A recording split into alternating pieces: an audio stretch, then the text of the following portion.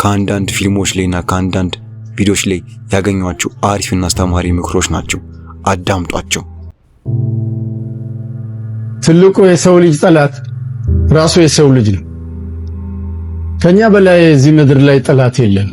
ስህተታችንና ውድቀታችን ነው ጠላታችን። የሰው ልጅ ደግሞ ከራሱ ውጪ ሰው የማያውቅበት ስህተት አለው። ትልቁ ጥያቄ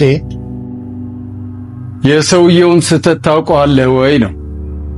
ሰው ማለት ከአንገት በላይ ነው። ከአንገት በታች ያለው ከአንገት በላይ ባለው የሚታዘዝ። ይህን ታምናላችሁ?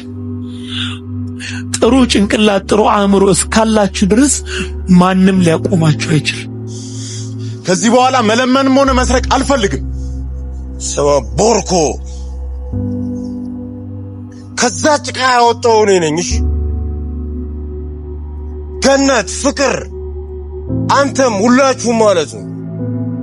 ካንዳችሁ ጋር ልሳፈጥ ብትል ይገሉዋልሽ።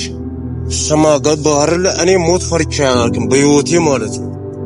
ሞት ፈርቻ አላውቅም። ቁጭ ብለ ጨለማውን ከምታማርር ተነስና ሻማ አብራ። ዓለማችን ላይ 96% የሚሆኑ ሰዎች አማራሪዎች ናቸው ይለናል ጥናቱ። ለምን ታዲያ 4% ከሚሆኑት አመስጋኞች ማለት አትሆንም? ሁለት ህፃናቶች ተፈጠሩ፣ ተጠባብቆ ነው የተፈጠሩት። መለያየት አይችሉም። አንደኛው አመስጋኝ፣ አንደኛው አማራሪ ነው። አመስጋኙ ልጅ እንደዚህ ይላል፣ አምላክ ሆይ ከዚህ የባሰ ነገር ስላላመጣብን አመሰግናለሁ ይላል። አማራሪው ልጅ ከጎን እንደዚህ አለ፣ ምን ከዚህ በላይ አምጣብህ፣ አጠባብቆ ፈጠረናል። ከትንሽ ጊዜያት በኋላ ግን ያልታሰበ ነገር ተፈጠረ።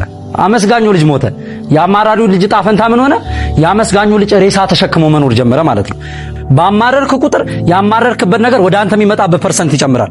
ለማመስገን እነዚህን ሶስት ነገሮች ማየት በቂ ነው። ምክንያቱም ማማረር የብዙሃኖቻችንን ደስታ ስላጠፋብን። የመጀመሪያው ይሄ የመግነዝ ጨርቅ ነው።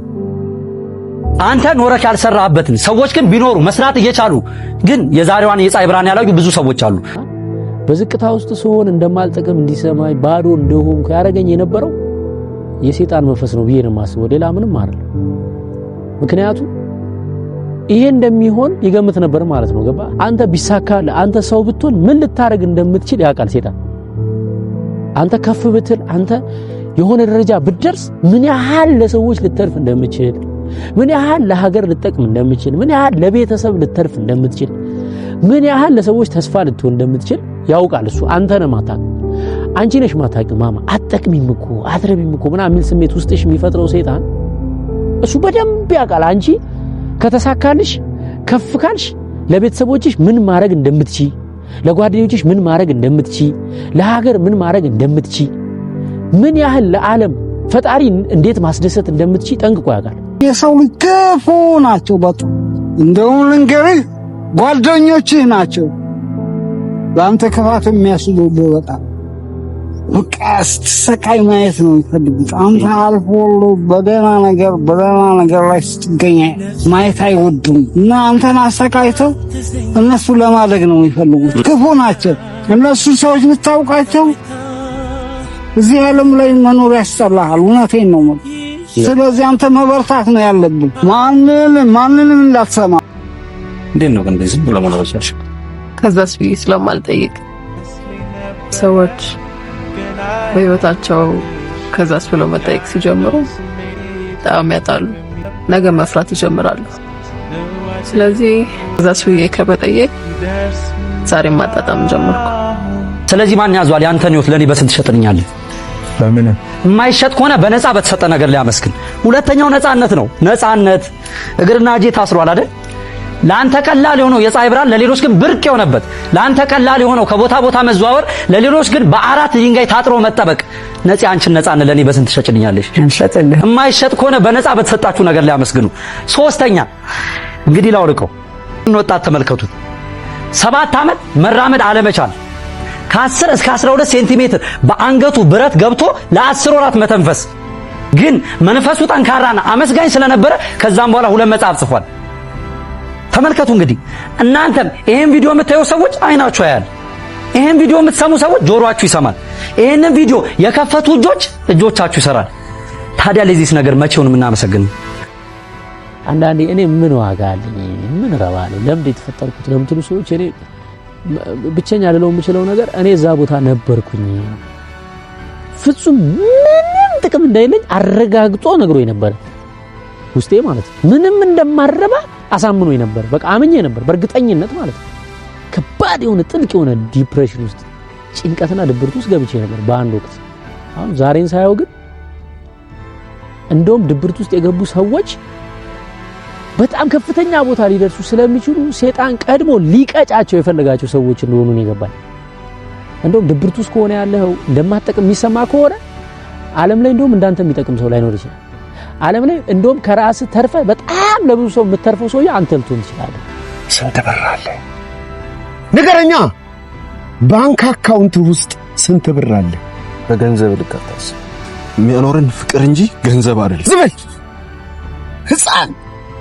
ከፊልም ላይ የቃረምከውን ተራ ፍልስፍና ዕውቀት ነው ብለህ አዘባርቅ።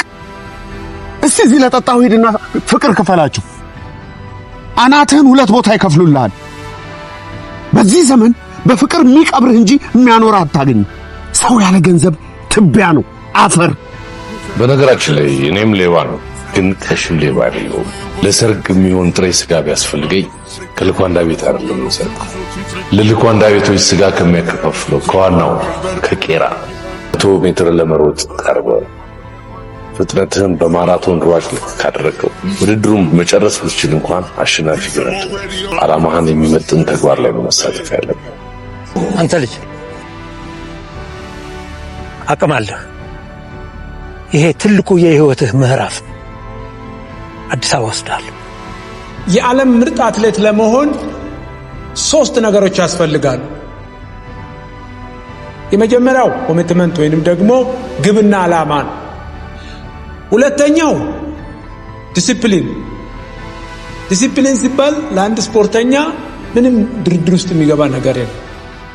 ሶስተኛውና ደግሞ የመጨረሻው ጠንክሮ መስራት ወይንም ደግሞ ሃርድ ወርክ ነው። ያው እንደማንኛውም ውድድር በሚደንቅና በሚያስገርም ሁኔታ ነው ይሄንንም በብቃት በወኔ ነው የተወጣው። አንተ ማን አባ ፈቃጅ ያደረገ? ውርጋጥ። እኔ አሸናፊ ላይ አይደለም ይሄን ያበጠ ደረትክን የምትነፋው። ማን መሰልኩ? አሸናፊ እኮ ነኝ። አሸናፊ። የማይገባኝን ስም ይዤ የምዞር ተራ ሰው አልምሰል።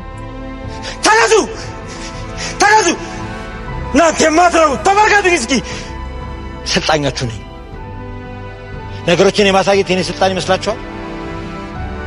ይሄን አንጸባራቂና ምርጥ ፕሮፌሽናል አትሌት የማሰልጠንም ሆነ የመምረጥ የኔ ኃላፊነት። ጀግናውን ብቻ ነው የምወስደው፣ ፈሪውን አልወስድም። ስለዚህ ማን ነው የሚታገለው? ለመታገል ዝግጁ ናችሁ? ለመታገል ዝግጁ ናችሁ? ኦሎምፒክ ጌም ትፈልጋላችሁ? ኦሎምፒክ ጌም ልትሄዱ ነው? ከጎዳና መጣሁ፣ ካሰብኩበት ደረስኩ። ከጎዳና መጣሁ፣ ካሰብኩበት ደረስኩ። ከጎዳና መጣሁ፣ ካሰብኩበት ደረስኩ። ከጎዳና መጣሁ፣ ካሰብኩበት ደረስኩ። ከጎዳና መጣሁ፣ ካሰብኩበት ደረስኩ። ከጎዳና መጣሁ፣ ካሰብኩበት ደረስኩ። ከጎዳና መጣሁ፣ ካሰብኩበት ደረስኩ። ከጎዳና መጣሁ፣ ካሰብኩበት ደረስኩ። ከጎዳና መጣሁ፣ ካሰብኩበት ደረስኩ። ከጎዳና መጣሁ፣ ካሰብኩበት ደረስኩ። ከጎዳና መጣሁ፣ ካሰብኩበት ደረስኩ። ከጎዳና መጣሁ፣ ካሰብኩበት ደረስኩ። ከጎዳና መጣሁ፣ ካሰብኩበት ደረስኩ። አሁን ማራያችን ማሞን ስም አንተ ባለጌ፣ እዛ ጋር በጸጥታ ቆሞ የምታየው የኢትዮጵያውያኖችን መንፈስ ያነቃቃል። የአፍሪካውያንን ያነቃቃውም እንዳንተ በወሬ ሳይሆን በተግባር። በሕይወት ትልቁን ትምህርት ልምከርህ። ያንተን መኖር ዋጋ ከማይሰጡ ሰዎች መካከል እንደሆንክ ከተሰማ ትታቸው ሁሉም። ስትተኙ ህልማችሁ ሮጣችሁ አሸንፋችሁ ያቺን የተከበረች ሜዳሊያ ተሸልማችሁ አንስታችሁ መሳም ከሆነ ተነሱ። የሚኖራችሁ ጊዜ የራሳችሁ ቢሆን በአግባቡ ተጠቀሙ። ወገኔ እጅጌን ሰብስበህ ፀሐይ እጅህን ስንት ጊዜ እንደሳመችህ ለእነዚህ ተኩላዎች አሳያቸው፣ ንገራቸው። ስለዛች ምሽት ንገራቸው። የቄሳር ወታደሮች ሳያስቡት ምሽጋቸውን ጥሰህ እንደገባህ ንገራቸው ስለዛች ምሽት። አንድ ሳጥን ቢራ ጠጥቶ አለመስከር ወንድነት አይደለም። ለሴት ብለህ መደባደብ ወንድነት አይደለም። ሴት ማሳደድ ቁጥር መቀበልም ወንድነት አይደለም። ወንድ የሆነ ሰው ዓላማ አለው፣ ያነባል፣ ስፖርት ይሰራል፣ ያለበትን ያውቃል፣ የሚደርስበትንም ያውቃል። ካለበት ተነስቶ ወደሚደርስበት ይግደረደራል እንጂ እቺንም ያቺንም ያለ እድሜውን አያባክንም። ከዚህ በፊት ሰርታችሁት በማታውቁት ጥረትና ጥንካሬ ስሩ። ከገጠር ወደ ከተማ ስገባ ጎቴ ጓደኛ እንዳለበዛና በራሴ እንድተማመን ነግሮኝ ነበር። አሁን የተናገራቸው ቃላቶች በሙሉ እርግጥ እየሆኑ መጥተዋል። ቆሜ ሳሸንፍ የነበሩ ጓደኞቼ ሁሉ ዛሬ ሲቸገር አጠገቤ የሉም። የማን ውለታ ነው የሚቀርብኝ? የማንም። ንጉሳችንም ለቀረራቸው ቀናት እንደ ጥሩ ልጃቸው ቢያስታውሱኝ ምኞቴ ነው። ለህዝቡም የ1000 ዓመት ኩራትና መድን አበርክቻለሁ። ካሁን በኋላ ለራሴ ነው የምቆመው። ኦኬ፣ አመስጋኝ ናችሁ እናንተ? ስለምን ታመሰግናላችሁ? ሌላስ? ውበት ለሰጠን እግዚአብሔር። ዋው! ሚሳሳል ነገር የለውም፣ ምንም የለውም። በደንብ አነቃቅተኸኝ ነው። አስደንቆናል። በጣም ቆንጆ ነው።